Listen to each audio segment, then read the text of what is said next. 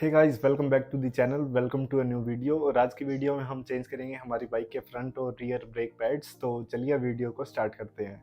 हम पहले देख लेते हैं कि हमें क्या क्या चीज़ें चाहिए होंगी। तो सबसे पहले हमारे पास है ये रियर ब्रेक पैड्स, और फिर हमारे पास है ये फ्रंट ब्रेक पैड्स, और फिर हमारे पास है हमारी टूल किट। इससे हम ब्रेक कैलिपर्स ओपन करेंगे। और फिर हमारे पास है WD-40, और हमें लुब्रिकेशन की भी ज़रूरत होगी। तो हमारे पास है इंटेंजो सिलिकॉन ग्रीस। हम यहाँ पे जो नॉर्मल AP3 ग्रीस होता है उसको यूज़ नहीं कर सकते, क्योंकि उससे कैलिपर्स के अंदर जो रबर होती है वो कट जाती है। तो ये हमारे पास सिलिकॉन ग्रीस है, इसको यूज़ करेंगे। तो गाइस, सबसे पहले हम चेंज करेंगे रियर ब्रेक पैड्स, और इनकी कंडीशन देखिए बिल्कुल ही घिस चुके हैं। तो इनका एक तरीका तो ये होता है कि यहाँ से 5 mm का एलन की नट है ये, और एक इसके नीचे होता है। तो दोनों को ओपन करके हमारे ब्रेक पैड्स बाहर आ जाते हैं, और फिर हम यहाँ पे नए डाल देते हैं। पर हमें ये कैलिपर को भी क्लीन करना है, तो हमें उसके लिए पीछे का टायर खोलना पड़ेगा, और फिर ये कैलिपर बाहर आ जाएगा। और फिर उसके बाद इसको WD-40 से साफ़ करके और फिट कर देंगे। तो चलिए पहले रियर टायर खोल लेते हैं। तो गाइज, रियर टायर को खोलने के लिए हमने बाइक को सेंटर स्टैंड पे लगा लिया है। ये RX 100 का स्टैंड है, तो इस पे बाइक आराम से लग जाती है। और रियर टायर को खोलने के लिए हमारे पास ये एक यहाँ पे 19 mm का नट है, इसको खोलेंगे। और ये पूरा एक्सल है, जिसके इस साइड 17 mm है। तो इसको खोलने के बाद ये एक्सल निकल जाएगा और पूरा टायर फिर बाहर आ जाएगा। तो इन दोनों को खोलने के लिए हमारे पास ये 19 mm सॉकेट रेंच और ये 17 mm रिंग स्पैनर। तो रिंग स्पैनर को हम यहाँ पे एक्सल के इस तरफ लगाएंगे और इसको यहाँ पे होल्ड कर लेंगे। और फिर दूसरी तरफ से ये जो हमारे पास 19 mm का सॉकेट रेंच है, इसकी हेल्प से हम इस नट को लूज़ करते हैं। तो ये काफ़ी टाइट होता है, मैंने इसको ऑलरेडी लूज़ कर रखा है, इसलिए ईजिली खुल रहा है।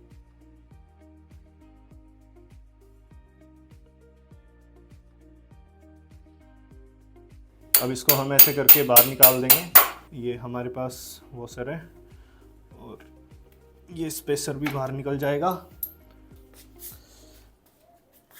और अब यहाँ से एक्सल को बाहर खींचते हैं, तो ये हमारी एक्सल इस तरीके से निकल जाएगी। तो ये देखिए, अब ये टायर बाहर आ चुका है। एक्सल को मैं एक बार यहीं पे रख देता हूँ।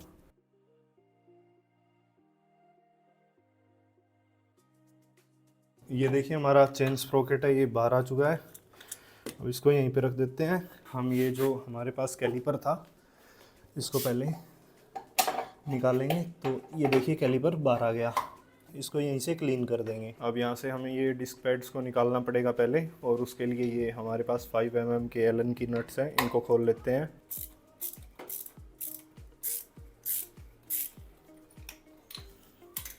तो अब ये देखिए, हमारे नट्स ये कुछ इस तरीके से बाहर निकल जाते हैं।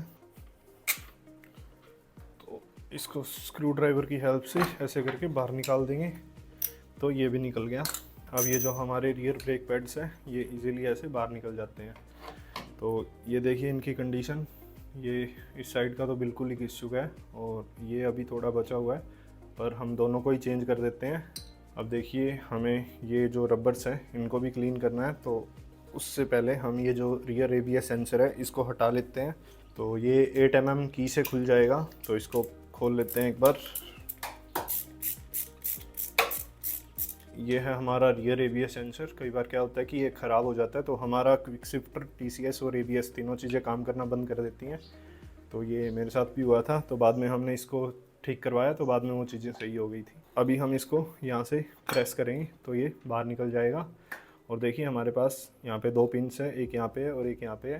तो हम इनको साफ़ करेंगे। और ये एक रबर रिंग यहाँ पे है और एक यहाँ पे है, इसको भी साफ़ करेंगे। और यहाँ पे फिर नया सिलिकॉन ग्रीस लगाएंगे और फिर इसको पैक करेंगे। और हमें ये पूरा कैलिपर है, इसको WD-40 से क्लीन भी करना है।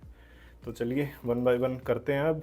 तो सबसे पहले ये जो हमारा कैलिपर है, इसको WD-40 से क्लीन करते हैं।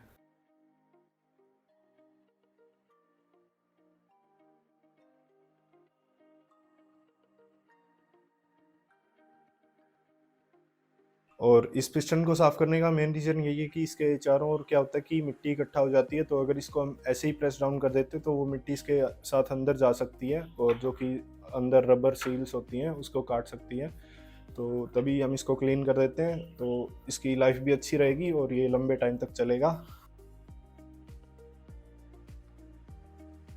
तो अभी देखिए हमारा जो कैलिपर है वो बिल्कुल नए जैसा साफ़ हो गया है। अभी हम क्या करेंगे कि प्लायर की हेल्प से ये जो पिस्टन है हमारा इसको नीचे खिसका देंगे। इसको यहाँ पे प्लायर को डालते हैं और दूसरी तरफ से प्रेशर से इसको नीचे खिसका देते हैं।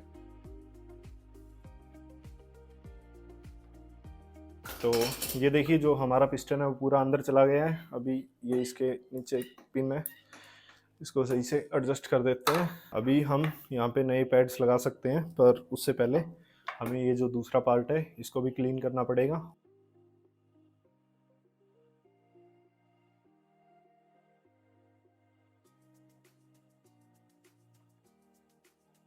तो ये रबर देखिए एक बार निकल गई है, इसको बाद में ऐसे ही यहाँ पे लगा देंगे हम।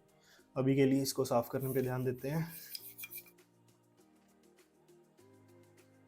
अब इसको एक बार कपड़े से पोंछ देंगे। तो पहले ये रबर को साफ कर देते हैं। इसको तो एक बार नीचे रख देते हैं और अब इसको साफ करते हैं कपड़े से।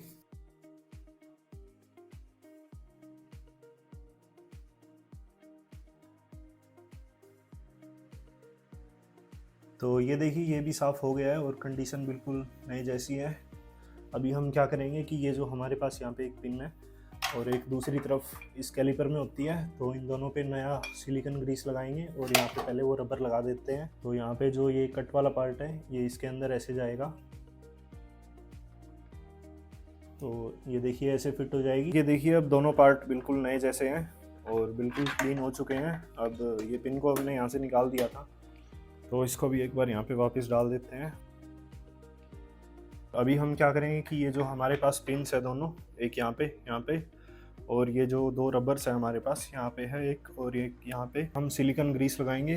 तो ये हमारा सिलिकॉन ग्रीस है, तो हम यहाँ पे सिलिकॉन ग्रीस को लगाएंगे ऐसे करके। तो जो सिलिकॉन ग्रीस होता है वो नॉर्मली रबर्स के लिए ही बना होता है, तो इससे रबर को कोई हार्म नहीं होता और इसकी लाइफ भी अच्छी रहती है। और अगर हम यहाँ पे नॉर्मल जो हमारा AP3 ग्रीस होता है उसको यूज़ करते हैं तो ये क्या होता कि रबर थोड़े दिन में फूल जाता या तो फिर ये कट जाता। तो अभी ये देखिए यहाँ पे लगा दिया और अब हम बाकी पार्ट्स पे भी लगा देते हैं। और जो सिलिकॉन ग्रीस है वो काफ़ी चिपचिपा होता है, तो इसलिए मैं ये इसको टूल की हेल्प से लगा रहा हूँ, वरना आप इसको हाथ से भी लगा सकते हैं, ऐसे कोई इशू नहीं है, बाद में कपड़े से साफ़ हो जाएगा।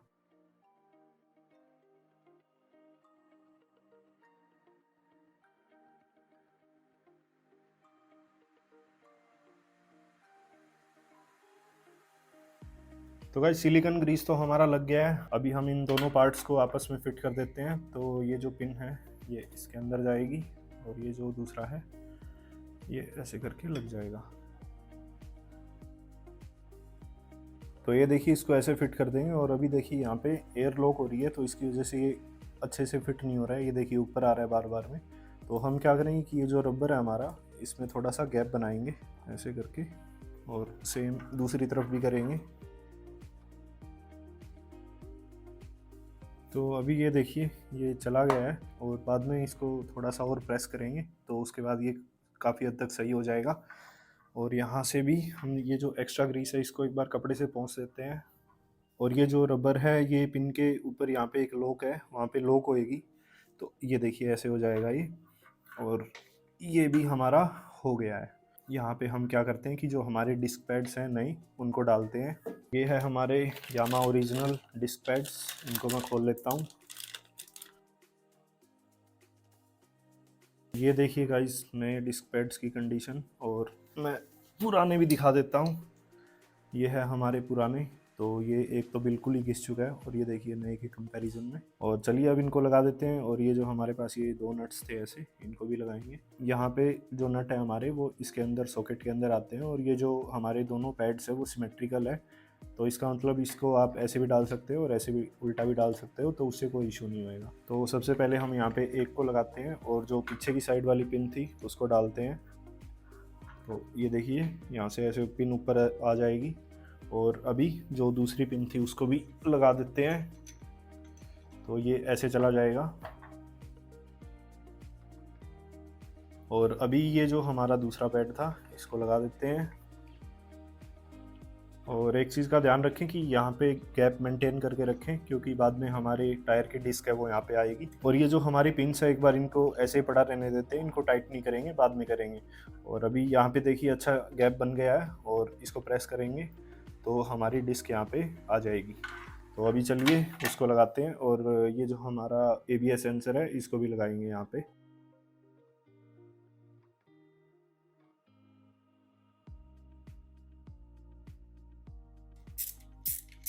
ये हमारा कैलिपर अब देखिए रेडी है। अब इसको हम यहाँ पे लगाएंगे, और यहाँ पे देखिए ये एक जगह होती है, तो इसके अंदर ये जो हमारा कैलिपर है, और हमारे कैलिपर में ये जो एक सॉकेट होता है ये इसके अंदर चला जाएगा। ये देखिए ये ऐसे लॉक हो जाता है यहाँ पे। और चलिए अब टायर को फिट कर देते हैं।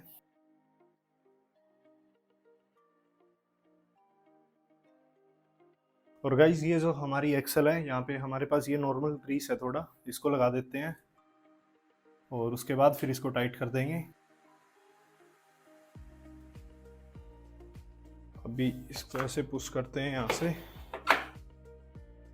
ये दूसरी तरफ से आराम से अंदर चली जाएगी। इसको थोड़ा सा सेट करना पड़ेगा बस, तो इसमें आपको थोड़ा टाइम लग सकता है। अभी देखिए मैं एक्सल को दूसरी तरफ से पुश करता हूँ। यहाँ पे आ गई है हमारी एक्सल। ये जो हमारे पास स्पेसर था इसको थोड़ा कपड़े से साफ करते हैं एक बार, इसको वापस लगा देते हैं। तो ये जो पार्ट है ये अंदर जाएगा, तो ये देखिए ये ऐसे करके लग जाएगा। अब इसके ऊपर हमारा ये दूसरा स्पेसर ये लग गया। अभी ये जो हमारा नट था 19 mm, इसको टाइट कर देते हैं।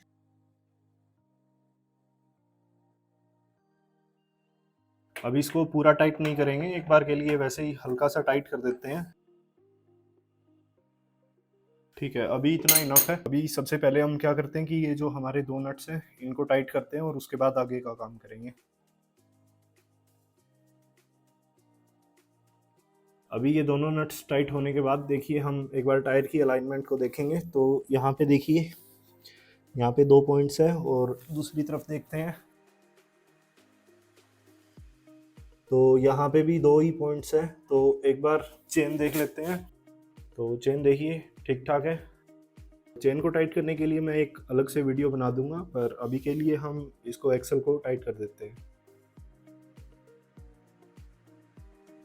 अभी देखिए ये कैलिपर हमारा बिल्कुल फिट हो गया है। अभी हमें क्या करना पड़ेगा कि ये जो हमारा रियर फुट पैक है ब्रेक के लिए, इसको 2 से 3 बार हम दबाएंगे, और उसके बाद यहाँ पे ब्रेक्स में प्रेशर बन जाएगा, और उसके बाद ये ब्रेक काम करने लगेंगे। और अभी देखिए मैं टायर को घुमाता हूँ और यहाँ से ब्रेक प्रेस करता हूँ, तो ये बिल्कुल सही काम कर रहा है। तो चलिए अब पीछे का काम हो गया है, अभी एक बार आगे चलते हैं। और अब हम चेंज करते हैं फ्रंट ब्रेक पैड्स। तो इसके लिए हमें चाहिए 12 mm एक्स की। तो इससे हम ये 2 नट ओपन करेंगे, और एक ये नट है हमारे पास, तो ये 8 mm से खुल जाएगा। तो पहले इन 2 नट्स को ओपन कर लेते हैं।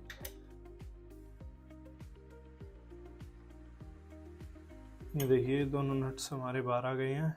अब हम इसको कैलिपर को पीछे खींच सकते हैं, और ये ऐसे निकल जाएगा। और इसको यहाँ से डिटैच करने के लिए हम ये नट खोल लेते हैं, ये 8 mm से खुल जाएगा। तो देखिए हमारा ब्रेक कैलिपर बाहर आ गया है। अब हमें ब्रेक पैड्स को निकालने के लिए ये 2 पिन्स निकालनी पड़ेंगी, तो इनको प्लायर की हेल्प से खींच के निकाल लेते हैं। अब इस पिन को हम पीछे की तरफ ऐसे करके और बाहर निकाल देते हैं, तो हमारे दोनों ब्रेक पैड्स बाहर आ जाएंगे। तो ये देखिए ब्रेक पैड्स की कंडीशन, ये ऑलमोस्ट खींच चुके हैं। तो अभी इनको नया लगाएंगे, पर उससे पहले हमें कैलिपर को साफ़ करना है, और उसके लिए हम ये ब्लैक पार्ट को इस कैलिपर से अलग कर लेते हैं। उसके लिए हम कैलिपर को पकड़ के और इसको दोनों तरफ से ऐसे दबाएंगे, तो ये बाहर आ जाएगा। और हम ये दोनों पिन्स को साफ़ करेंगे, एक यहाँ पे है और एक यहाँ पे, और नया ग्रीस लगाएंगे। और ये जो कैलिपर है इसको हम WD-40 से साफ़ करेंगे। तो चलिए अब शुरू करते हैं। तो पहले हम इसको ब्रश से साफ़ करेंगे, और हमारे पास ये एक लॉक है यहाँ पे, इसको निकाल लेंगे। इसको बाद में यहीं पे लगा देंगे। इस पे हम यहाँ पे WD-40 स्प्रे करते हैं अभी, और इसको ब्रश से साफ़ कर लेते हैं।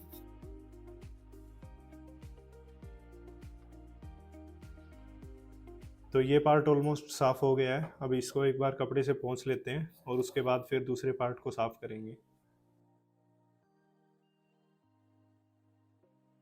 तो हमारा कैलिपर एक बार के लिए साफ़ हो गया है। अब हम क्या करेंगे कि ये जो 2 पिस्टन्स हैं इनको प्लायर की हेल्प से नीचे दबाएंगे, पर यहाँ पे कोई नुकीली चीज़ यूज़ ना करें। तो प्लायर से ये एरिए से हम इसको ऐसे नीचे दबा देंगे तो ये नीचे चला गया, और ये दूसरे को भी दबा देंगे तो ये भी चला जाएगा। तो ये देखिए ये दोनों नीचे चले गए हैं बिल्कुल। तो इसको थोड़ा और दबा देते हैं। तो अभी हमारे दोनों पिस्टन नीचे चले गए हैं। तो अभी इसको एक बार थोड़ा सा और साफ़ कर देते हैं कपड़े से। तो बस इतना इनफ है। ये इसके ऊपर निशान बने हुए हैं तो ये तो साफ़ नहीं हो रहे हैं, और ये पिन भी हमने साफ़ कर दी है। और ये देखिए कैलिपर बिल्कुल नए जैसा हो गया है। तो अभी हमें ये पार्ट साफ़ करना है। तो इसके अंदर तो कुछ साफ़ करने जैसा है नहीं, इसको एक बार कपड़े से पोंछ देंगे बस। और ये पिन को भी एक बार कपड़े से साफ़ कर देते हैं।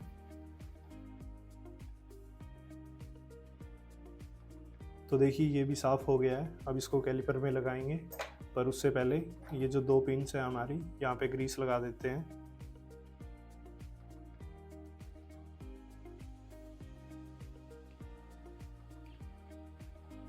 हमने इन दोनों पिन्स पे ग्रीस लगा दिया है, और ये हमारे पास जो 2 रबर कैप्स थी इनके अंदर भी डाल दिया है, यहाँ पे और यहाँ पे। और ये जो बाहर आया हुआ है इसको एक बार कपड़े से साफ़ कर देते हैं।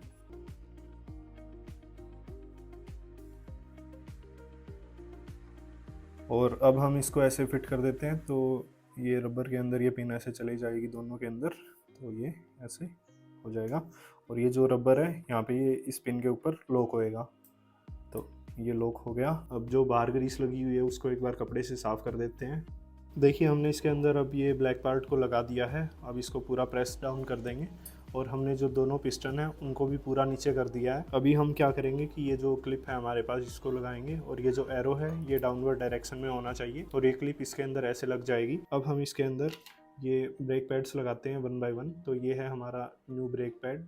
तो ये इसके अंदर ऐसे चला जाएगा, और इसके अंदर ये आगे लॉक होता है तो वहाँ पे फंस जाएगा ये। अब हमारा जो दूसरा ब्रेक पैड है उसको हम यहाँ पे जो अपर पोर्शन में ये जो लॉक है वहाँ पे फिक्स करेंगे। तो इसके लिए हमें इस ब्लैक पार्ट को थोड़ा सा और प्रेस करना पड़ेगा, तो वो लॉक नीचे आ जाएगा। तो अभी हम इसको ऐसे करके लगा देते हैं। अब हम इन दोनों के अंदर वो पिन को डाल देते हैं। तो ये है हमारी वो पिन, इसको हम ऐसे करके डाल देते हैं। तो ये पिन भी हमारी लग गई है। अभी हम यहाँ पे इसको फिट कर सकते हैं। तो ये हमारा ऊपर आएगा स्पेसर, और ये इसके नीचे ऐसे स्लाइड कर देंगे तो ये ऐसे करके लग जाएगा। अब इसके अंदर हम ये दोनों नट्स को लगा देते हैं। तो अभी इनको टाइट कर देते हैं। अभी हम क्या करेंगे कि ये जो नीचे पिन है इसको पीछे से ऐसे आगे स्लाइड करेंगे, और इसके लॉक को वैसे थोड़ा सा घुमा लेंगे, और ये ऐसे इसके अंदर चला जाएगा। अब जो दूसरी पिन है उसको भी पीछे से लगा देते हैं। अब हम क्या करेंगे कि यहाँ पे जो 8 mm का बोल्ट था उसको लगा देते हैं। अभी हम इन तीनों नट्स को बिल्कुल टाइट कर देते हैं अच्छे से। तो हमारा कैलिपर अब लग गया है। एक बार टायर को ऐसे घुमा के देख लेते हैं। तो ये ठीक ही चल रहा है। अभी हम क्या काम करेंगे, एक बार लेवर के पास चलते हैं और इसको ऐसे 3 से 4 बार प्रेस करेंगे। तो यहाँ पे प्रेशर बन जाएगा, और उसके बाद फिर ब्रेक काम करने लग जाएगा। तो अब देखिए मैं व्हील को घुमाता हूँ और ये ब्रेक ऐसे लग जाएगी। तो आगे वाले ब्रेक पैड्स भी चेंज हो गए हैं। और गाइज आज की वीडियो में बस इतना ही। Thank you for watching. मैं आपसे मिलता हूँ किसी नेक्स्ट वीडियो में।